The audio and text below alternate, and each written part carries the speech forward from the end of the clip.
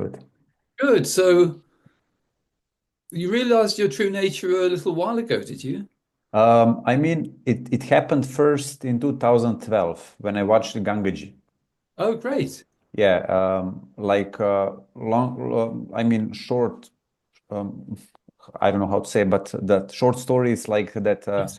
I started maybe 20, 22 years ago with transcendental meditation first and Kriya Yoga, and I become interested into awakening and this Mhm. all of these practices. And then one day, a friend sent me just the video from Gangaji, Mhm. and I watched it, and somehow I didn't pay so much attention to what she was saying, but I saw somehow how my mind want that I was separated from my mind, and my mind wants to grasp it, and I Mm. realized that, and it was like finished in the moment, and I start laughing, and in that laughing, I was like it was blissful. Mm. And I really start saying to myself, what an idiot. You thought you know something. You really don't know nothing. You really don't know nothing. And it was just laughing and laughing and laughing. And that was like for a week or something. I could really stop and Mm. just my true nature, was shining. I mean, it was here. Yes. And then again, the mind came back in and crept. And then I was one, I immediately knew that was somehow the path, non-duality, where I would like to go. Mm. And then I booked a ticket to India to visit Mooji, and I was with Mooji for a couple of years, and then with Rupert Spira, and all of that bring me that some kind of a perspectives and from my mind answer some questions. And for me, was not a problem anymore that I don't know who I am, but I see still sometimes that there is somehow this duality. I mean, my mind creeps in, and then when there is a door, I need to do something to come back. And then I watched your video a few weeks ago, Mhm. and that was for me was like a game changer. Really, David. I was just like immediately was that like I was with Gangaji that time. Everything stopped. And this meditation, to bring the sound, that I was noticing effortlessly, coming the sound arising, and then my mind commenting that. And when I saw that all the time, if my mind is present or not present, I am who I am, and I cannot be that because I am that. Yes. So that clarity really, really kicked in.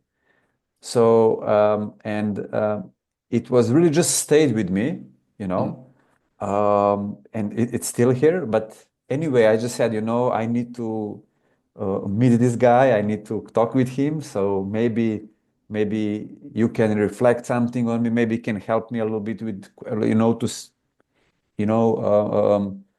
to really more integrated or to be established, in a Mm. sense. I really don't know exactly Yeah, well, what. let's have a look. Yeah. But so you're familiar with the koshas probably from watching some of my videos, are you, Alex? Yes. Yes. Because, sorry, No, no, it's fine. It's fine. It's fine. um, because really, what makes realization and integration much more simple is seeing that there are different there are different filters really which give rise to certain kinds of experience. It's just that on planet Earth, we've been conditioned into the mental body. So everything is to do with identification with the mental body, which then creates a sense of personalization as though we really are existing as a human being, when actually we never became that, as you know. But the the distinction between impersonal being and the personal mode is quite a good one to become familiar with, which you're probably familiar with from some of the videos, because when you see that actually your true nature is impersonal being, impersonal awareness, then you see the mode of Alex, excuse me, and the mental, emotional, and physical aspects, they're actually optional, and we can, from the sovereignty of your infinite nature, you can actually regulate the degree to which you utilize the mental, emotional, and physical realms. And it's just the conditioning we've had is to make the mind predominant. But because you've seen your true nature really clearly, it's just for you, it's just a little bit of fine tuning because there are certain things, um, because the dualistic realm is it's an energy matrix, really. It's we're playing this game where the dualistic realm is trying to get us to invest our energy in the dualistic realm, getting to us to identify with individuality, with the mental, emotional, and physical realms. But actually, they're optional, and it's all by invitation. So when we begin to know that, we can change the nature of the experience. But there are certain things we use. The key thing that keeps us in the dualistic realm is the use of language, because we tend Mm, to use the conditioned version of language. So if we take um, if we take the expression "my mind," when we say "my mind," we're actually consenting to the idea that the mind is ours, when really mm, the mind, it's more like we've got it on rental. It doesn't actually belong to us. It's something we have available to us, but because it's wired both to your infinite nature and also to the dualistic realm, the dualistic realm is quite often delivering content. And if we assume that that content is ours, then it keeps the game of duality going because we're identifying with it and we're energizing it. But the more we realize we can make the distinction between the content coming from your impersonal, infinite nature and that which is coming from what I call the dualistic central server, because the dualistic realm is being administered by an intelligence which is independent of our true nature. So it's quite easy to make the distinction between the two because anything coming from your infinite nature has a feeling of expansion, and anything coming from the dualistic realm has a feeling of contraction. mm, And so the way you describe the realization, with Gangagi and and later as well, the sense of so the identification with the personal realm um, is withdrawn, and then you find that you're functioning from effortless being, which is the body of wisdom. And then also the way you describe it, you're rather than moving back into the dualistic realm, you're moving more into mm, the body of bliss and in the direction of bliss. So understanding it, I use the model of the koshas because it's a way to be able to see that there are these various realms which are optional, and mm, we can regulate the way we experience them. But if lots of spiritual approaches have the idea that we are, we're a human being and we have these things like emotions and the mind and whatever. If there is, if the impersonal nature of our true beingness it isn't actually described as being independent of the personal realm, then the personal realm tends to continue even following realization. So the the dualistic realm continues to be fueled by our energy and keeps the dualistic experiences going because we're still, if we're saying things like, oh, my mind or my emotions, and we're using, I've said in some of the videos that in the Bhagavad Gita, mm, it says realization is to be free of the sense of I and mine. mm, And I read Maharishi's version of the Bhagavad Gita years ago, and I thought, well, if I practice TM long enough, then there'll be a point at which I'll be free of the sense of I and mine. But it's actually a moment to moment form of consent, really, because mm, we're resting forever as the infinite impersonal being. But if we use words like I, me, or mine, we're instantly adopting the personal mode. So if we say my mind or I have this experience, then it's sort of using that language is consenting to the personal mode, and so that distinction is quite important, really. So for you, there's already complete clarity in terms of your infinite nature, full familiarity with that, and also the ability to function from effortless being or the body of wisdom. And it's just realizing that there are one or two little things which you'll be able to just refine slightly, where you can turn off the dualistic mode.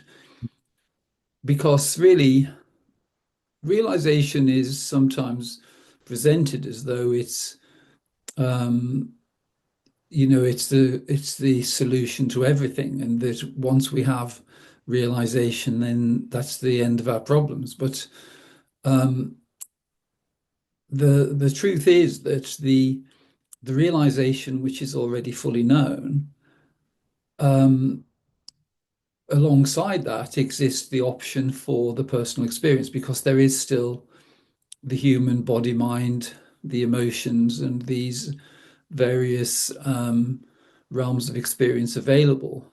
But what you can see is that it's easier to actually decide how you wish to experience in a selective way, because there's full establishment in impersonal being. You know exactly what that is, and you can function more from there, um, because you see that the invitations into the personal realm generally have that feeling of contraction, but neutrality and effortlessness are present in terms of our infinite nature, and then you can be more selective in the nature of the human experience.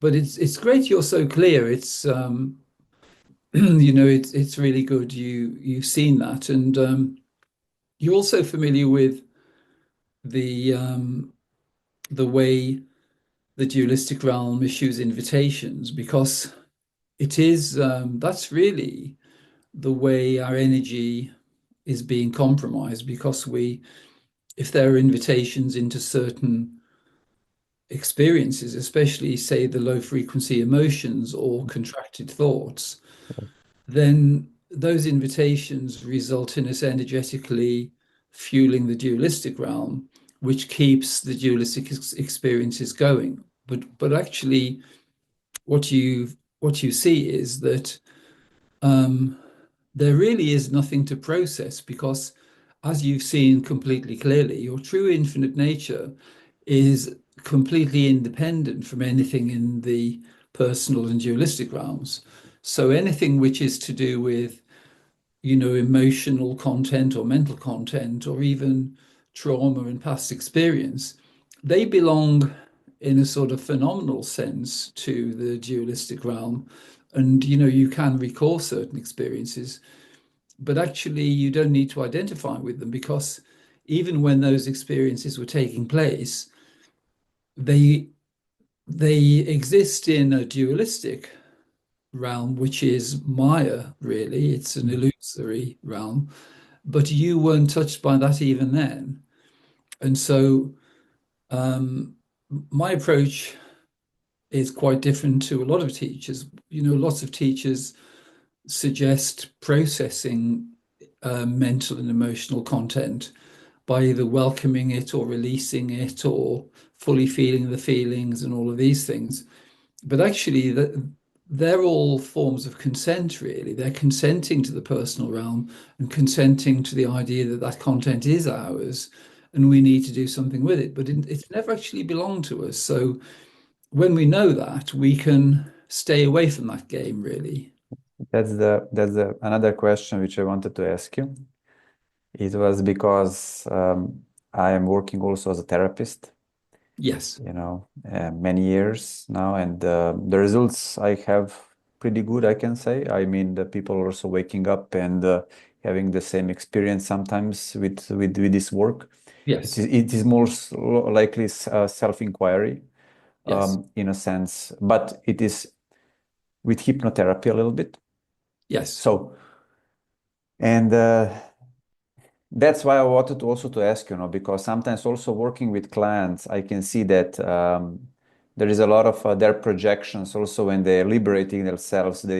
I can feel energetically sometimes, because I know it's not mine. I know it's just coming from the like from this from this conversation we had, because something get released Yes. and get maybe somehow impacted my energetical body in a Yes. sense. And my question was also in that, because in a sense I love my work because I see that a lot of helping a lot of Yes. people, and how to incorporate, because Yes. I mean, or to stop it fully, or to just go, because somehow for me, it's really much important to fully be realized and to fully wake up to myself. Yes. And also, I would cut everything if it is necessary, in a sense, for that part, Um, so I don't know, It what are your actually isn't, thoughts? Alex. It's um, the nature of therapy is that if people are deeply invested in personalization, you can't usually just immediately say, well, actually, none of those experiences of yours, none of that content is yours. You remained as the pristine, infinite, timeless being all along, and that is all just an illusion. You can't go straight in like that sometimes. So Mm, therapy sometimes has a value in a sort of, there's a period of transition where it's necessary sometimes. Hypnotherapy is different because hypnotherapy actually can turn off the invitations.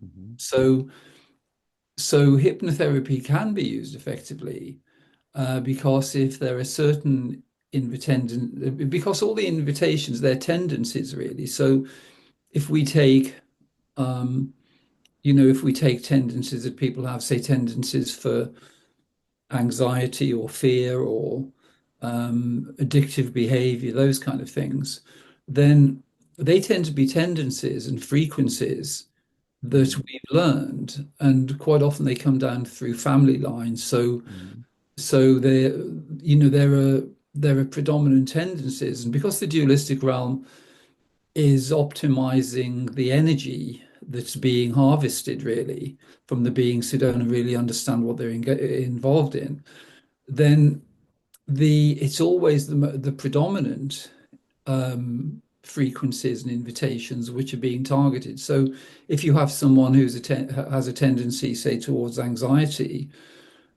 the invitations they receive wouldn't be, say, to do with anger or jealousy. But if somebody has a tendency towards anger, then the invitations would be to activate that frequency so that they continue to identify they're triggered into that mode. And it's really that those triggers, the invitations are triggers into personalization because it's the idea that it is our content and that we experience it. And we've seen our parents and family members responding and reacting in different ways. There are cultural triggers, uh, mm. there are religious triggers, there are various forms of social programming, mind programming, which lots of these programs are running, and people have no idea that Yes.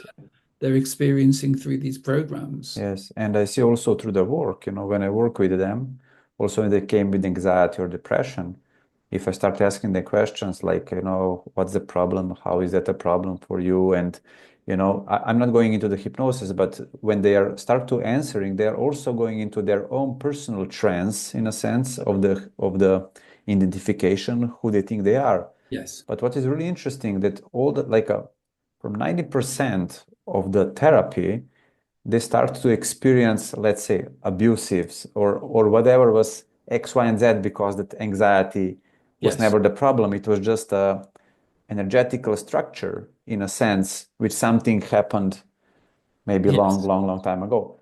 And Yes. when this comes up, they start feeling maybe, let's say, I don't know, anxiety in that moment or fear or whatever, and energetical contractions. Yes. And when this left, they start calm down and they can feel expansion. I mean, they can feel that they're more relaxed, or some of them they say like, oh, the room looks differently, Mm. or um, I mean, it's nice to see that. Mm. I mean that, but sometimes I can feel that some of that heaviness, of them, which I'm giving I mean, holding that space for them Yes. to discover that. I mean that they can go through that process, Yes. sometimes I just came like I have enough, it's like Sure. it's, Yes. so so Yes. I'm a little bit, confused. I mean, confused, not confused, but because I know it's just a story, and they Yes. see that it's just a story. Because at the end, I ask them, if you think about your problem right now, Mm. some of them they even remember what was the problem. Yes. So, so you say, how you believe that, like for many years, that was true for you. Mm. On what about if you think right now about your brother or sister which you had a hate, or something else? Yes. No, I don't feel nothing right now. It's just like a ne- ca- Yes. like a really neutral for me. Yes. Fantastic.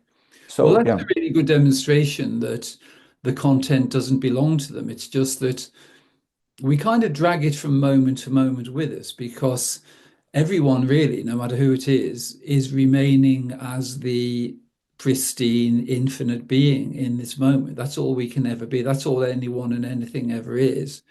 It's just that because the dualistic realm is like an energy game, which is inviting us in to invest our energy in the dualistic realm, then from moment to moment, we've been conditioned to adopt personal and dualistic modes where we invest our energy without even realizing.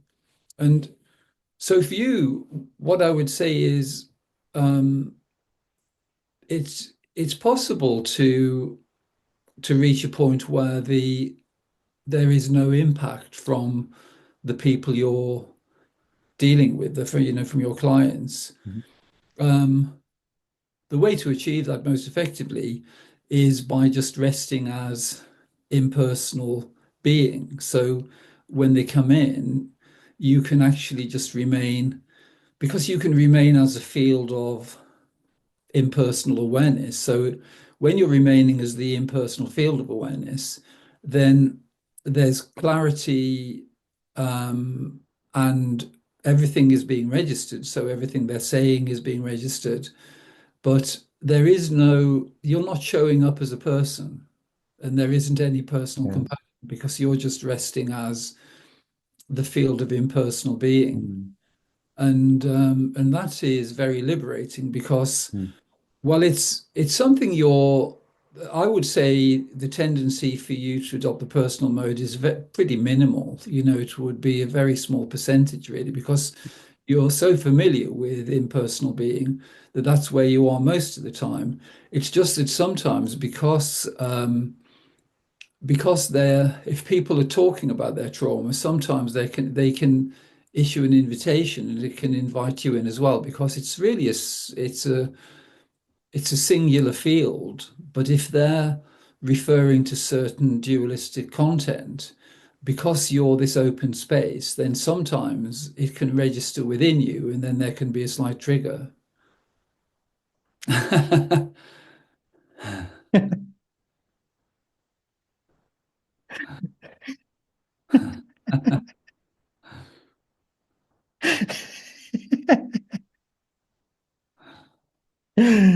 Oh. Oh.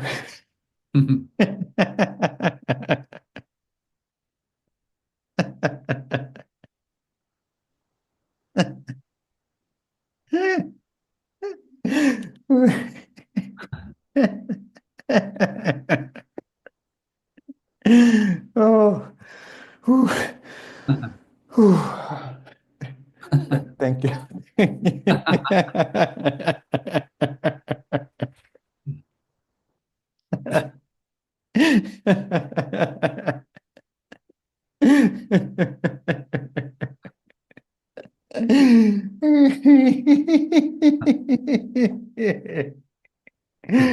I'm burning. But really, what I would say, Alex, is that you're everything that you've learned and everything you already know is Yeah. exactly what you need.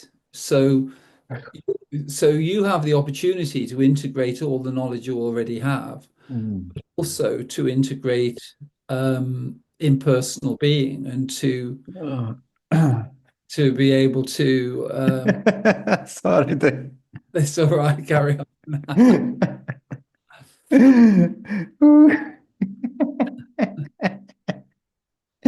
There is so much love here right now. It's just amazing. Oh, really, I dedicated my life to that. Really, it's just I'm just in love with truth, and it's.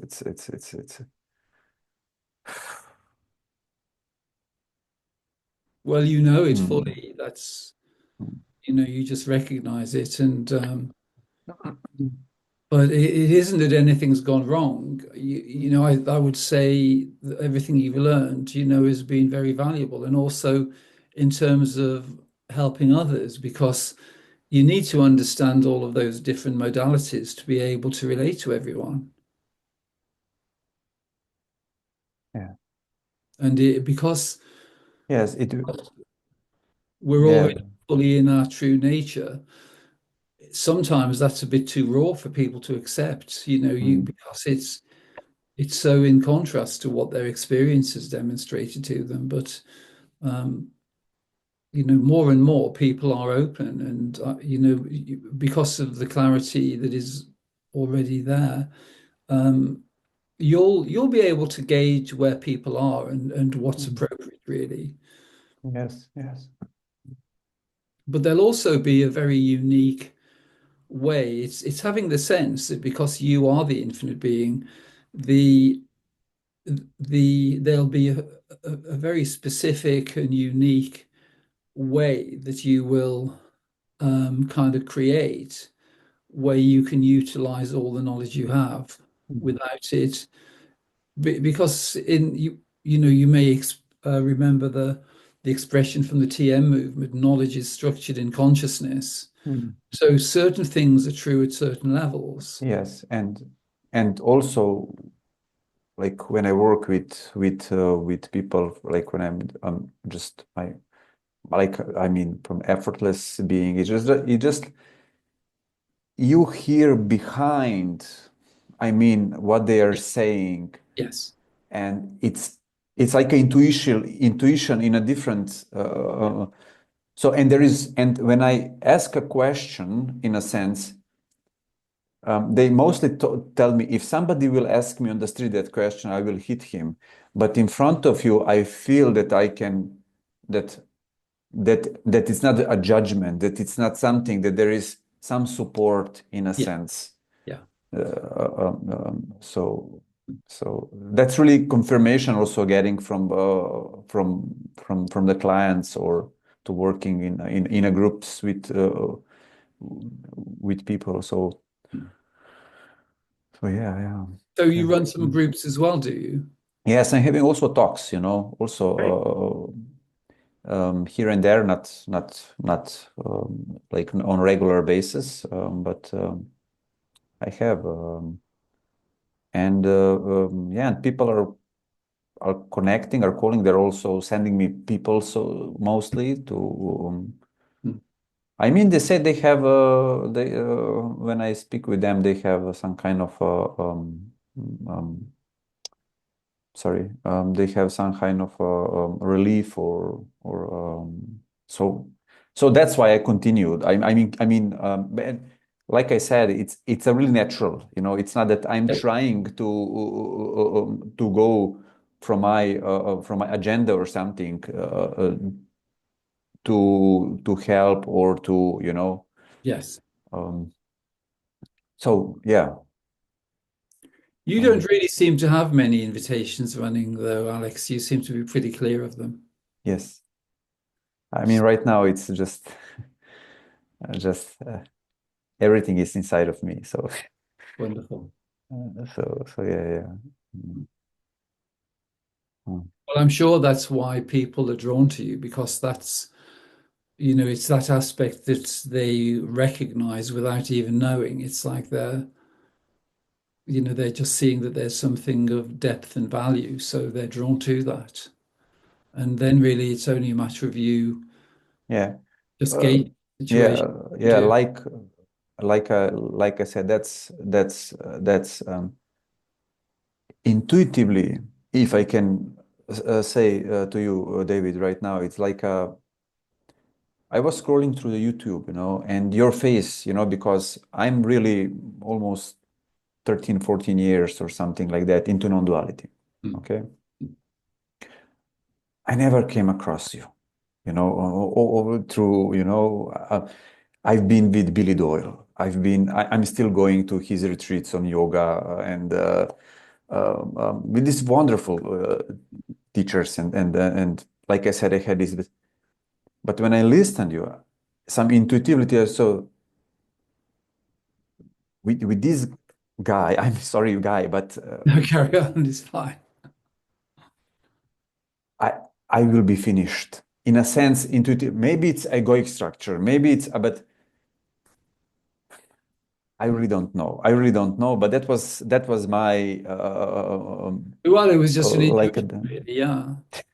so yeah. So really, Great. and I really felt you, and wow, wow.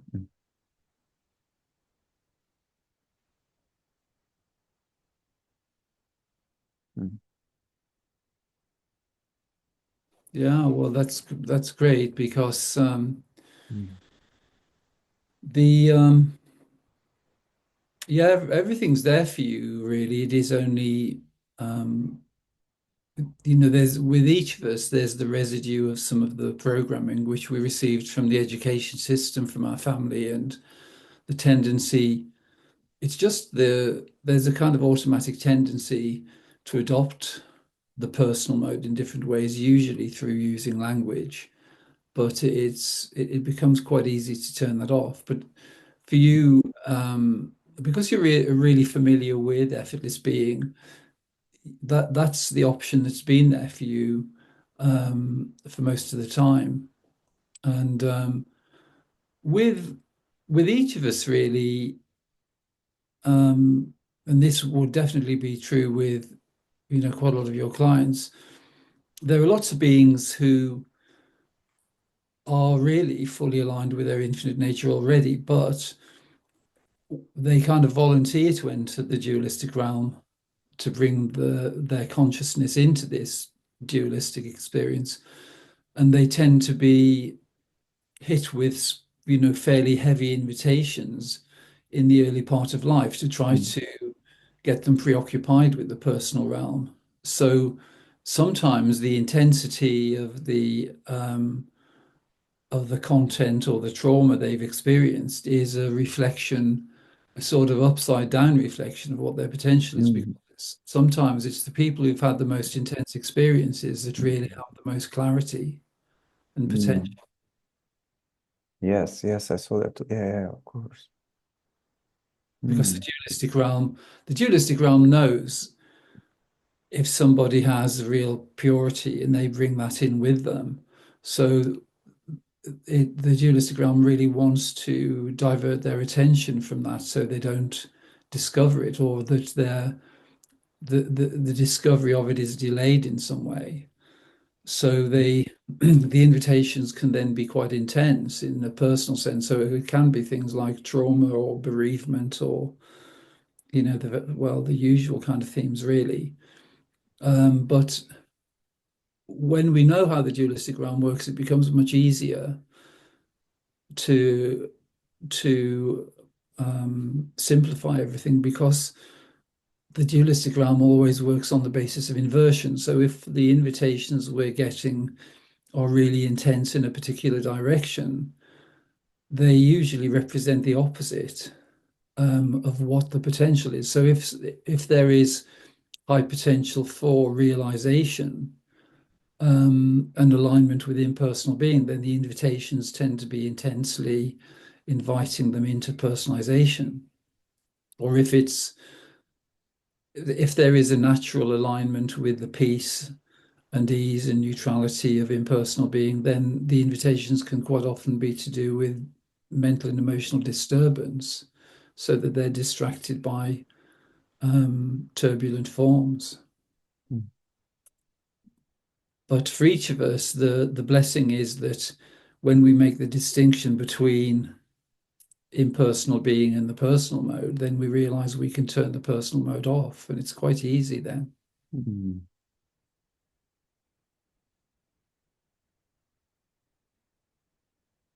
Mm. But for you, it's giving yourself full credit, really, because the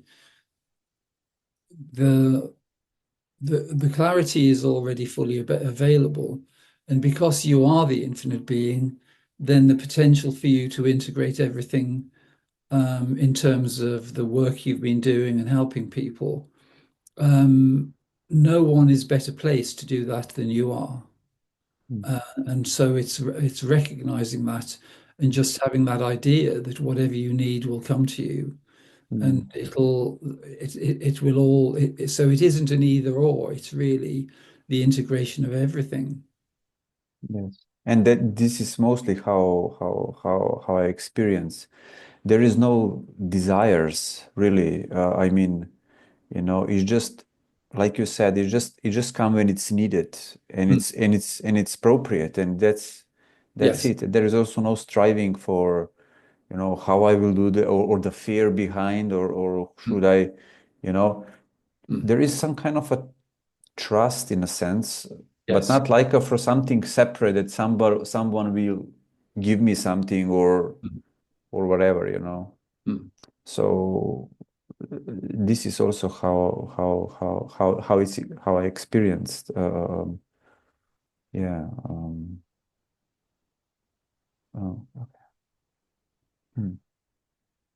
Yeah, well, so many things uh already fully integrated, so that ability just Hmm. to to allow things to come in and know that things will come in a timely way, and that your intuition will be accurate, and things will just work. Hmm. Um, Yeah, just right now, when you're explaining this and talking, it's just what I saw right now is just, if it's okay, David, to Definitely. yeah, it's just like that. I just came here to hear your confirmation, in a sense, that there is some part of me that wants from, Yes. that wants to, that there is still nothing, something enough, and needs confirmation from somebody who is fully realized, or who is already there, in a sense. That part of me, I saw it right now. Well, it's great you saw that, Mhm. Mhm. because the dualistic realm doesn't like to maintain a feeling of doubt in a way. It's self-doubt is something which the dualistic realm uses. But actually, self-confidence and trusting one's own inner knowing is something which does emerge. And for you, it is already there. Um, Sometimes it's the simplicity because part of the programming of the dualistic realm is that we have to look to someone else. But if it's like if you go to the doctor and the doctor says, "Oh yeah, you're absolutely fine," then that's all you need, really. Yeah, yeah. And because then it's the power of one's own consciousness which makes everything right, and it's Yeah, all okay. yeah, yeah. Yeah, no, no, everything is okay. Mm. Mm. The dualistic realm loves to create circumstances to get us to underestimate our potential. That's one of the main devices the dualistic realm uses. And as you see that more, you realize that it's just something which is running when actually in your case everything is already fully functioning. It's just that Mm. the dualistic realm, because the dualistic realm knows everything's fully functioning, it's racking its brains a bit, saying, well, what can I do to just get him to have a bit of doubt? Mm. So it just it sometimes perpetuates that idea that you need some kind of validation. Yes, yes, but it's loosening, really. It's not so that it's like that I got caught or that I suffer because or that I want to No. rid of, but it's like okay, I can see that. I see that, yeah. Well, it's just a simple decision, really, that you don't, because that is only an invitation, really.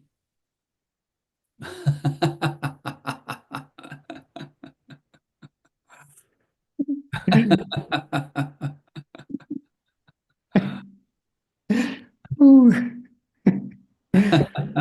Oh, oh,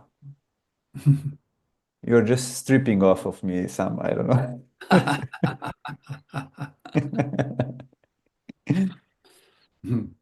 Oh, oh, yeah. Mm. And I really dreamt these few days, when I booked a call with you, I really dreamt a lot. I dreamt some kind of also stones, that like this really nice, colorful stones, and it was really pleasant. And from that moment, which I so like every morning when I wake up like really happy and smile, like everything is vibrant and just from my be like I mean it's precious. It's precious to be. It's like really fresh, you know. I think the Gangaji once said like it's not new, but it's always fresh. Yes. So something like that was like, and it's true. It's like a prehistoric. It's like I mean, Yeah, exactly. it's yeah. Really, the freshness is always there. It's just that the Mm. reason that clarity comes through in the way you described it with some of your clients is that there's the habitual investment in the dualistic realm without realizing that that's what we're doing. We're perpetuating that without realizing. But when we withdraw the investment from the dualistic realm, then the energy which previously was being compromised is available in terms of one's infinite nature. So everything becomes even more clear. Yeah. Oh, oh. The the programming we have is that because the dualistic central server is delivering content with the objective of trying to create friction and upheaval. So it knows the remnants of your tendencies and it knows the remnants of your partner's tendencies. And it puts them together to try to maximize the turbulence, to get you identified energetically. But you can change the context completely, which is when you know that actually you and your partner, you're on the same side, really. And the objective for both of you, this is what you're doing actually, is to withdraw the energetic investment from any kind of invitations and just to see what's going on because you can what you're doing the way I explain it is that you're actually functioning mainly from impersonal being. So even if your wife is showing up in a personal capacity, if you're showing up as impersonal being, there is no friction Yes. because her energy can flow towards you. But because impersonal, effortless being is non-reactive, then it can just flow. But actually, it's allowed to flow. And then usually it just dissolves because it isn't hitting anything. Mm. And so understanding it in that way, but also you can the way you describe it, relationships are mirrors. So you find that people, everything is really economical, really. So any slight trigger that's activated in your partner is an opportunity for you just to review and say, well, what's this just directing towards? Is there some little residue here? Yes, yes. Yeah, of course. And yeah, definitely. This is the case mostly because mostly people will try to find another partner. It's like normal, if it's too heated, but really, I use it to check for myself in a sense. Really, the bottom line And in yeah. terms of um, impersonal being is that there's no benefit really in changing partners, because everything to experience, for the potential for the integration of infinite impersonal love to flow in the personal realm, you already have that opportunity with the partner you're with. Mm, So it's only a matter of, if there's friction, blaming is never appropriate. It's always, like, the solution always is actually to realize that you can remain further aligned with impersonal being. mm, If you're further aligned with impersonal being, then the other energies can just be absorbed without any disturbance. And mm. so, and that makes it easier for the Yes. other, because they're not, because the dualistic realm in terms of relationships, it needs personalization and identification in both the male and female, because that then creates the turbulence, and it's amplified because both are investing in that. Mm, Whereas if only the one is investing in it, it's like your wife saying, "Oh, you should put your money in this investment account. It's wonderful," and you could say, you could have an argument with her and say, "Well, I don't believe that. I don't like that bank or something." But if you don't react to that, then there isn't the prospect of any conflict. So mm, you're not only preserving energy, in your own domain, it's also preserving energy for your partner. mm. Yeah. Mm, mm.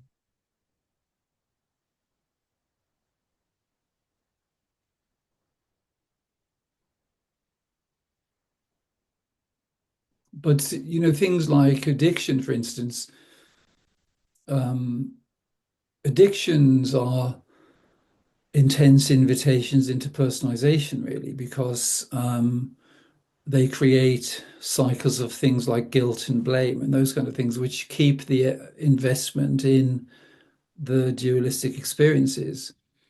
But the solution really to addictions is to align more with effortless being, with impersonal being, Mm, because then you see you see the tendencies that the individual has. And it's a bit like having a dog that needs a bit of training. And you can train the dog more. But where there's identification with those patterns, and you feel, oh, I have this addiction and I shouldn't be doing this, and then it always remains in a cycle, mm, mm. an energetic Yeah, cycle. yeah. And I also see, from we have a kid. He will be 5 years old right now in a few months. Great. So yeah, so I also see how he is um, more like relied on me Mm. for the couple of 3 years right now. After the year and a half, he was on mother because of the breast and everything. Yes. But now he's, um, and Sarah, my partner, she says, like, but I'm not jealous, but I stopped doubting in myself what I'm doing wrong and what you're doing right. So, and then, And then we have a conversation. I said, you know what? For me, there is a clarity, and I don't doubt when I say something to him, or if I stop him, he feel the energy Yes. from that perspective, but not from the fearful mind or whatever. It's really coming from that. And when he cry, I come to him as a empty Yes. to meet him, and that there is availability that Yeah. he can be himself, and he can meet himself in a sense where I meet him, because there is no, you know, from the point of view of the parent, from the agenda to interact with him in that moment. I don't want to be a parent to him, No, That's you're the, not. of course. Yeah. Yeah, you're not experiencing it No. in a sort of conditional way. Yeah. Quite an interesting one, the way you described it, though, because your wife was maintaining the ability for your son to remain aligned with impersonal being for the first couple of years, which is so he would have been fully in alignment with his infinite impersonal nature. Yeah. And the maternal qualities would maintain that. Yeah. But as we move into the condition mode, because he had that firmly established, he actually recognized that Mm. impersonal being was more available in you. Yes. Yeah. So Yeah. he moved towards you because he wants to maintain that aspect. And it's Yes. a really great demonstration that you're just maintaining that for him. So he's not over investing in the personal mode. He's learning from you how Mm. to live the human experience while remaining in alignment with impersonal being, which Mm. is great. Yeah. And also, I remember really clearly, he was sitting on the toilet, Mhm. and Sarah told him, after you finished, go and wash your Mm. hands. And he told her, stop reminding me. My mind will remind me. Not I will remind, in a sense. Great. It's Fantastic. like in me was like, wow, he's That's really seeing his mind just as a functioning, but yes. not that he's, it was just like He wasn't identifying with it. He he just was no realized. identifying at all. Fantastic. It's just It's he just, sees it as like a little device that's available to him, and yeah, yeah, the options within that is a little alarm clock that says, "Oh, you need to wash your hands now." yeah, yeah, yeah. Crazy. That's great. Fantastic. Yeah, yeah, it's amazing, amazing to see that. Yeah. Mm. Well, Mm, credit to you for maintaining impersonal being. That's fantastic. yeah. Mm. Ah, mm, mm,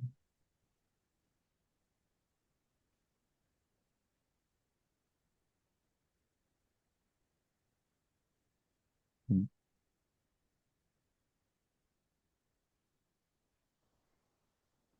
Yeah, I really don't have any questions right now. Well, that's good. You didn't really need your intuition is fully functioning already. So, um, but it's been really nice just energetically to tune in with you and just to, um, to see where you are. But you don't, I'm sure you know this already, that you don't need any external reference in the same way as your son said, oh, my mind will tell me, your intuition will tell you anything you need. Mm. And that's already fully available. Okay. And also for the way things to develop, it's trusting that, a very unique form of assisting others to be free of suffering, free of identification with the personal mode, and also in helping others to remain aligned with their infinite nature is something which I'm sure you'll have people coming along where you can assist with that.